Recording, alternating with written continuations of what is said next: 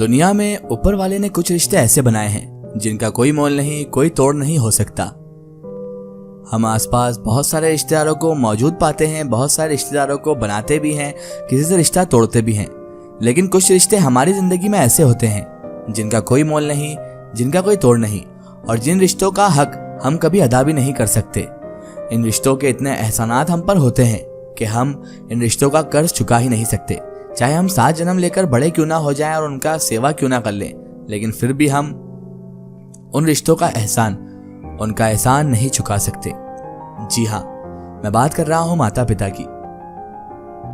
दुनिया में माता पिता का रिश्ता एक ऐसा रिश्ता है जो बेमतलब, बेलालच, बेलोज अपने बच्चों से मोहब्बत करते हैं और अपने बच्चों के लिए सब कुछ करते हैं।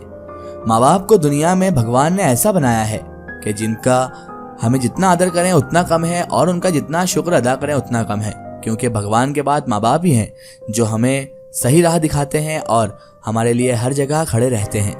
हमारे अच्छे बुरे में हमारा साथ देते हैं। कितनी भी बुराई, कितनी भी परेशानी या कितने भी लोग हमारे खिलाफ हो जाएं, लेकिन हमारे माता पिता कभी हमारे खिलाफ नहीं होते। हमारे माता पिता कभी हमारा साथ नहीं छोड़ते। और माता पिता में माँ का तो आपने बहुत बड़ा मकाम, बहुत बड़ा मर्तबा सुना होगा, लेकिन आज तक बहुत कम स्टोरीज ऐसी हैं जिनमें बाप का या पिता का भी जिक्र किया गया हो। हर इंसान कहता है माँ के कदमों के नीचे जन्नत है, माँ के पैरों में स्वर्ग है, लेकिन वो इंसान ये भूल जाता है कि माँ के साथ साथ हमारे पिताजी भी हैं जो हमारा आदर हैं, जो हमारे आइडल हैं और जो हमारे सबसे पहले गुरु भी होते हैं। हमारे पिता यानी हमारे वालिद, हमारे बाप, कोई सी भी लैंग्वेज में कह लीजिए आप, लेकिन बाप, वालिद, पिता वही होते हैं जो अपनी कुर्बानियां करके अपनी औलादों की ज़रूरतें पूरी करते हैं, अपनी औलादों की ख्वाहिशात को पूरा करते हैं, वो भी अपनी ज़रूरत की चीज़ों को भी ख़त्म करके। माँ के मर्तबे के बारे में आपने बेशुमार बातें, बेशुमार कहानियाँ और बहुत सारी मोटिवेशनल स्टोरी भी पढ़ी होंगी, कई स्टोरी पढ़ी होंगी, लेकिन बाप के बारे में, पिता के बारे में आपको बहुत कम स्टोरीज ही सुनने को मिली होंगी। एक ऐसी स्टोरी एक बाप और एक बेटे की हम आपके लिए लेकर आए हैं आज। एक 45 साल का बेटा अपने बूढ़े पिता के साथ शाम को घूमने निकलता है। बेटे ने सोचा अब घर से बाहर आए हैं तो क्यों ना किसी अच्छे रेस्टोरेंट में पिताजी को भी खाना खिला दूं। दोनों बाप और बेटे एक बड़े से अच्छे रेस्टोरेंट में जाते हैं। पिता इतना बूढ़ा है कि बेटा उन्हें हाथ पकड़कर रेस्टोरेंट के अंदर लेकर आता है।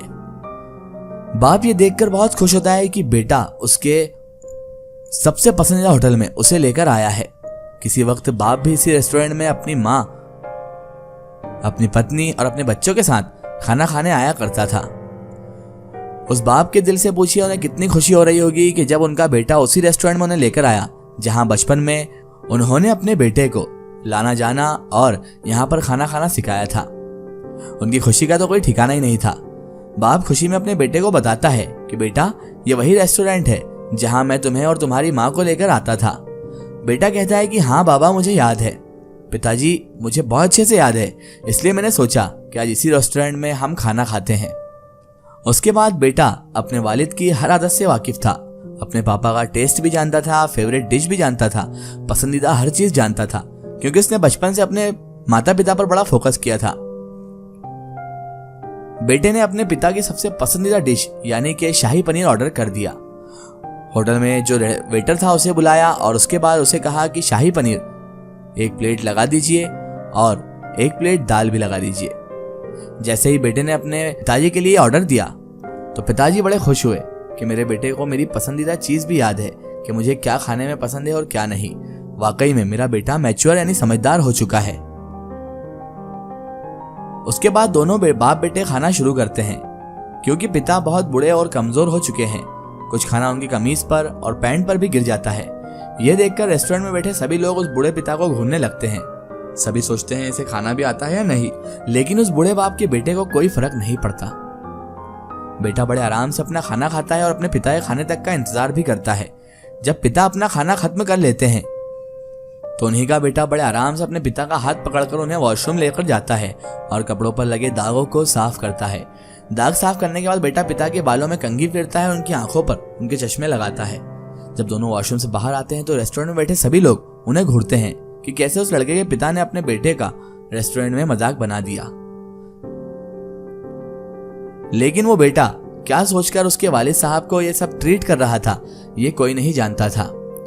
बेटा बिना किसी की परवाह किए बिल देने जाता है। बिल देकर जब वो दोनों रेस्टोरेंट से बाहर जाने लगते हैं तो एक बूढ़ा व्यक्ति उस लड़के की पीठ पर हाथ रखता है और कहता है, सुनो, तुम्हें नहीं लगता कि तुमने इस रेस्टोरेंट में कुछ छोड़ दिया? तो उसने कहा कि क्या छोड़ दिया? और उसके बाद वो बेटा इधर उधर देखता है और कहता है, नहीं सर, मैंने कुछ नहीं छोड़ा यहाँ पर। तो वह बूढ़ा शख्स जो इसको बोलने आया था वो फिर से कहता है, नहीं नहीं बेटा, तुम इस रेस्टोरेंट में बहुत कुछ छोड़कर जा रहे हो और उन बहुत कुछ में है इस रेस्टोरेंट में बैठे लोगों के लिए एक सीख। उसने कहा, अंकल आप क्या कह रहे हैं, मुझे समझ में नहीं आ रहा, क्लियर बताएं।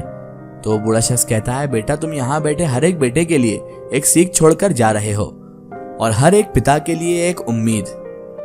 मैंने आज तक ऐसा नहीं देखा कि कोई बेटा अपने पिता की इतने दिल से सेवा करता हो।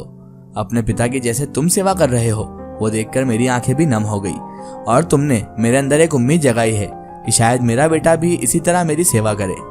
धन्य है तुम्हारे माँ बाप जिन्होंने तुम्हें इतने अच्छे संस्कार दिए। बेटा तुम जिंदगी में खूब तरक्की करोगे और हमेशा खुश रहोगे। उस बूढ़े आदमी ने उस बेटे को आशीर्वाद दिया और अपनी जगह पर बैठ गया वापस जाकर। और ये सब देखकर उसके बेटे के पिता का सीना गर्व से 5 इंच और चौड़ा हो गया। उन्होंने सोचा, यार मेरा बेटा वाकई में मेरा बहुत ख्याल रखता है, ये बात में कोई भी शक करने की गुंजाइश ही नहीं है, क्योंकि मेरा बेटा वही सब ट्रीट मेरे साथ कर रहा है जो मैंने बचपन में उससे के साथ की थी। जब बचपन में हम किसी रेस्टोरेंट में अपने वालिद वालिदा अपने माता पिता के साथ खाना खाने जाते हैं तो हम भी जाहिर सी बात है अपने कपड़ों पर खाना गिरा लेते हैं या फिर कपड़े गंदे कर लेते हैं। तो इसका मतलब ये नहीं कि माँ बाप वहाँ के लोगों की वजह से या लोगों के घूरने की वजह से हम पर चिल्ला उठें या फिर हमें रेस्टोरेंट ही ना लेकर आए। हमारे माँ बाप भी हमें बच्चे समझकर हमारी गलतियों को माफ करते थे और कपड़ों पर कुछ गिर जाता था उससे बजाय डांटने के साफ किया करते थे अपने हाथों से, अपने रुमालों से। तो फिर आज हम हमारे माँ बाप के साथ वो क्यों नहीं कर सकते? बुढ़ापा भी एक तरह का बचपन ही होता है, जब इंसान भी अपने सोचने समझने की शक्तियों को खो देता है, कमजोर हो जाता है, लाचार हो जाता है, मजबूर हो जाता है, उसकी मेंटेलिटी उस तरीके की नहीं रहती। तो फिर कैसे हम उनको उस उम्र में अकेला तनहा छोड़ दें या फिर उनकी किसी गलती पर उन पर भड़क उठे? क्या हमारे साथ हमारे माँ बाप ने बचपन में ऐसा ही किया था? बुढ़ापा भी बचपन का ही एक रूप होता है, उसमें भी इंसान वही सब चीजें करने लग जाता है जो उसने बचपन में की थी।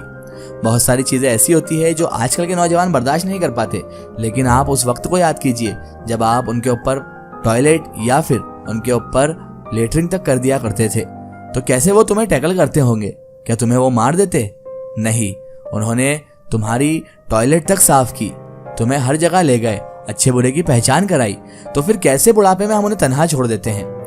दोस्तों, इस भागदौड़ भरी जिंदगी में हम लोग इतने व्यस्त हो गए हैं कि अपनों के लिए वक्त ही नहीं निकाल पाते।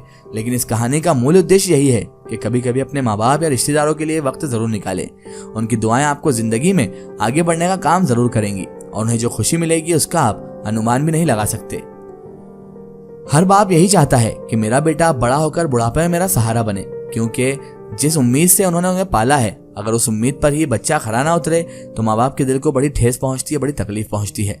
और जिसने अपने माँ बाप का दिल दुखाया उसने भगवान का, ईश्वर का दिल दुखाया है। इसलिए कभी भी अपने माँ बाप को जाने अनजाने में भी तकलीफ ना दें और उनका दिल हरगिज़ ना दुखाएं, क्योंकि अगर इनकी बद्दुआ आपके साथ हो गई तो आप जमाने भर में कितनी भी दुआ ले लेंगे, आपका कुछ भी नहीं हो सकता है।